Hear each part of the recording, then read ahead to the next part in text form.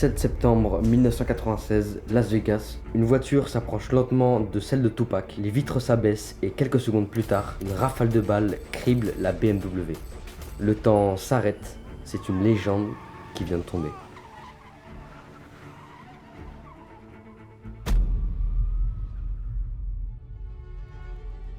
Quand on parle de la mort de Tupac Shakur, on parle souvent de haine, de gang, de rivalité entre rappeurs, de la guerre entre la East Coast et la West Coast, comme si tout avait explosé naturellement, presque par accident. Mais si on gratte un peu, si on remonte le fil, une autre vérité apparaît, bien plus dérangeante. Une vérité où Tupac n'est pas mort uniquement à cause de la violence de son époque, mais parce qu'il dérangeait trop, parce qu'il brillait trop, et surtout parce qu'un homme, tapi dans l'ombre, voyait en lui une menace directe. Aujourd'hui, on va raconter cette histoire autrement, pas celle d'un rappeur rattrapé par son passé, mais par celle de Tupac face à un monstre qui ne tirait pas lui-même, mais qui tirait toutes les ficelles. Voici l'histoire de Tupac, le monstre derrière sa mort.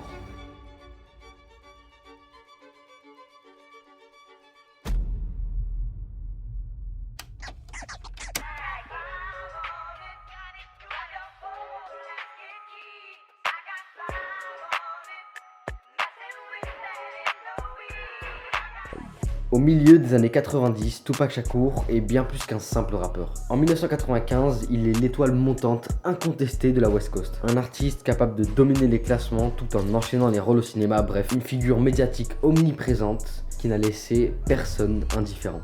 Tupac ne se contente pas de faire de la musique, il incarne une personnalité puissante, un mouvement qui parle à toutes les générations. Il est aimé, admiré, respecté, mais qui dit succès dit jalousie et très vite, ses ennemis se multiplient. Il faut savoir que malgré toutes les rivalités qu'on connaît aujourd'hui qui vont avoir lieu, à cette époque, Tupac n'est pas encore en guerre. Et pour preuve, Tupac lie rapidement une amitié avec un frère de musique venant d'un tout autre point de l'Amérique, Notorious Big.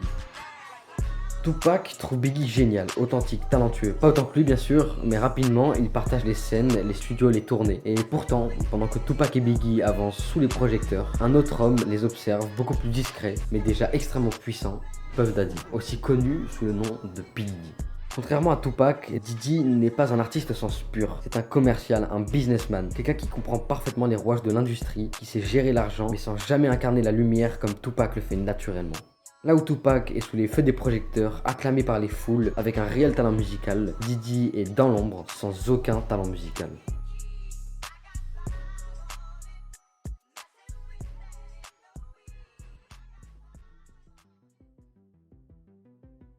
Selon plusieurs témoignages de l'époque, cette différence rend rapidement P. Diddy extrêmement jaloux.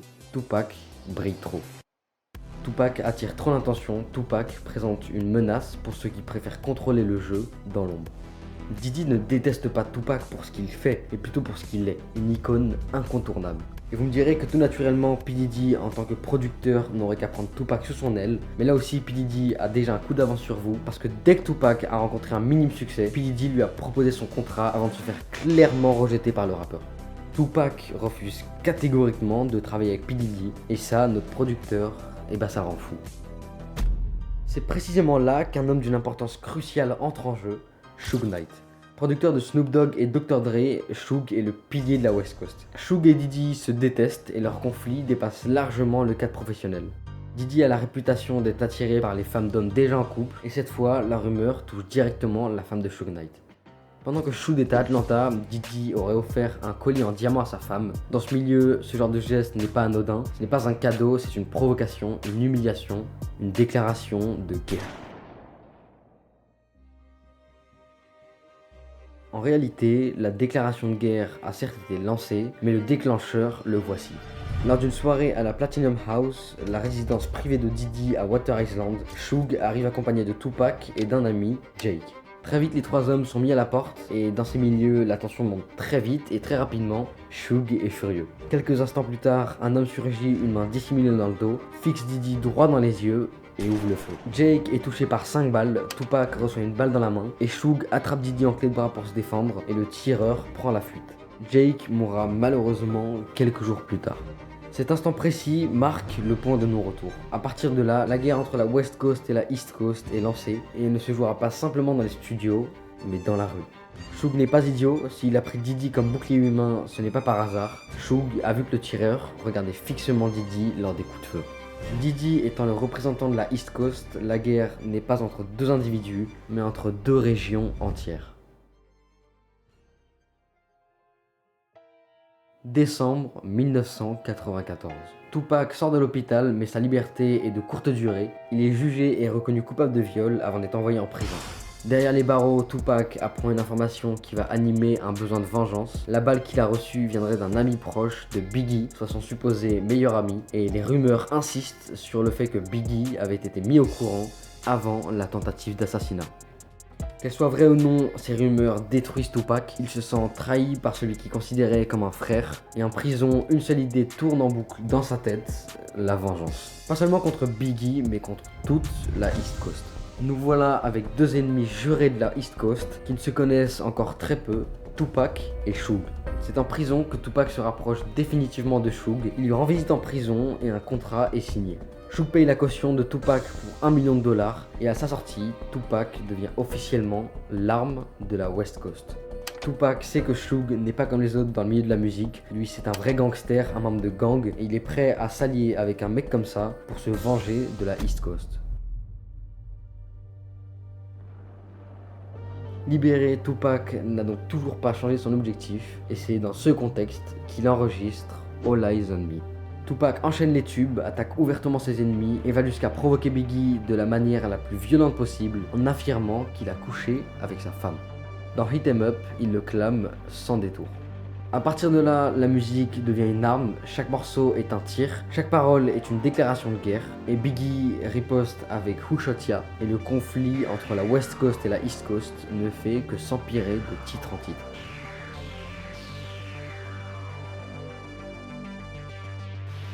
Je vous arrête 5 secondes pour vous dire que si vous aimez les musiques dans la vidéo, sachez que pour certaines, elles sont faites par Prod Replay. Je vous conseille d'aller jeter un coup d'œil dans la description, vous le regretterez vraiment pas, surtout si vous cherchez des prods pour poser dessus ou pour vos fonds de vidéo.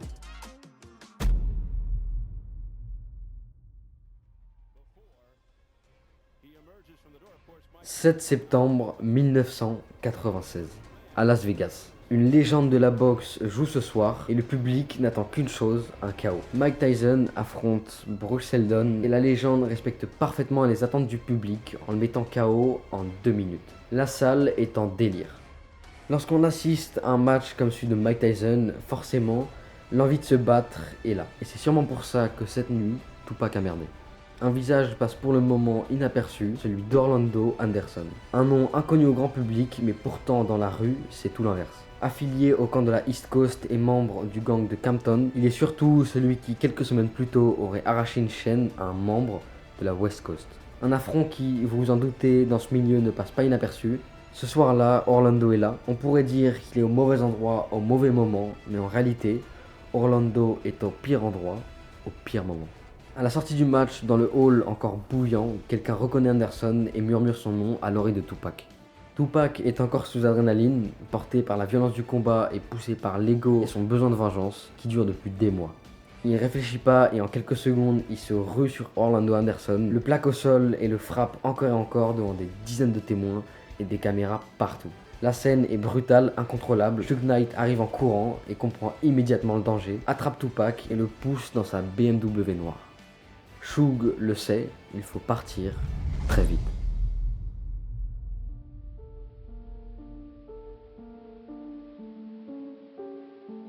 La voiture démarre et Tupac ne comprend toujours pas la gravité de la situation. La BMW s'arrête à un feu rouge. Une Cadillac blanche se rapproche lentement du côté passager de la BMW. Les vitres teintées s'abaissent. Le temps se fige et les coups de feu résonnent dans toute la ville. Une rafale sèche, violente, ciblée. Les balles traversent le flanc de la voiture et Tupac est touché à plusieurs reprises. Suge Knight, lui, est miraculeusement épargné. La Cadillac disparaît. Tupac est transporté à l'hôpital, plongé dans un combat que cette fois, il ne gagnera pas.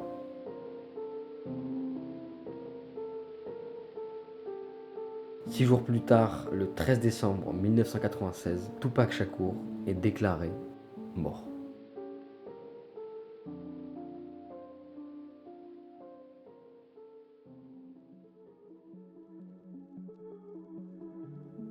L'enquête officielle débute, mais très vite, elle semble impossible à résoudre. Aucun suspect arrêté, aucune inculpation. Suge Knight a vu le tireur, mais refuse catégoriquement de coopérer avec la police par ego. Les années passent et dans ce vide, les théories explosent. Certains parlent d'un règlement de compte directement lié à la rivalité avec Biggie. D'autres évoquent un complot du gouvernement américain dérangé par les prises de position politiques de Tupac. Certains vont jusqu'à soupçonner Suge Knight lui-même qui aurait commandité le meurtre pour des histoires d'argent, mais parmi toutes ces hypothèses, une piste refuse de disparaître et pourtant jamais prise en compte par les autorités. Un nom revient encore et encore, celui de P. Diddy. Un homme qui, contrairement aux autres, n'avait pas besoin d'être dans la voiture pour être au centre de l'histoire. Et cette théorie semble plus que possible, étant donné la menace que représentait Tupac aux yeux de Diddy, sans compter le pouvoir que cet homme avait entre les mains.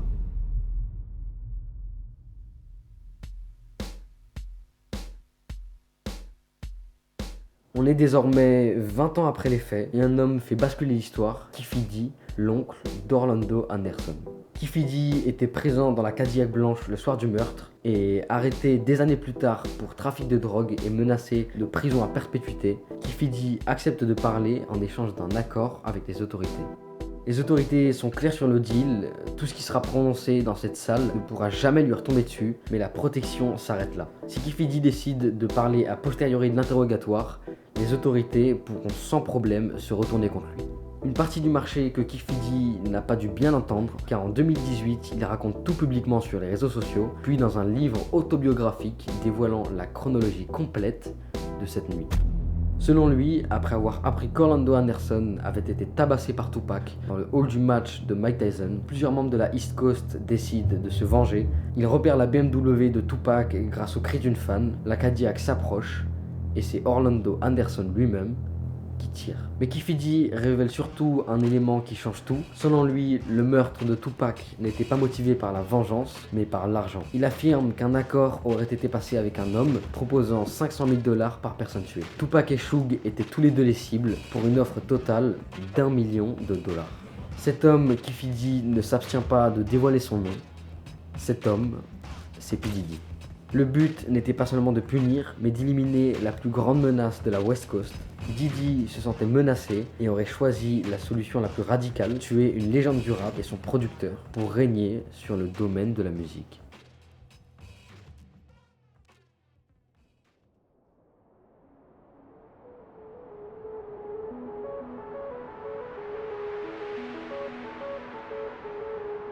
Aujourd'hui encore, près de 30 ans après les faits, l'enquête est toujours en cours. Keffe D, étant le seul encore en vie présent dans la Cadillac ce soir-là, est inculpé en 2023, mais la justice n'arrive toujours pas à refermer ce dossier. Ce qui est certain, c'est que Tupac n'est pas mort simplement parce qu'il s'est battu avec la mauvaise personne au mauvais moment, mais parce qu'il représentait trop de choses à la fois, trop de lumière, trop d'influence, trop de pouvoir, dans un monde où ceux qui tirent les ficelles préfèrent rester invisibles.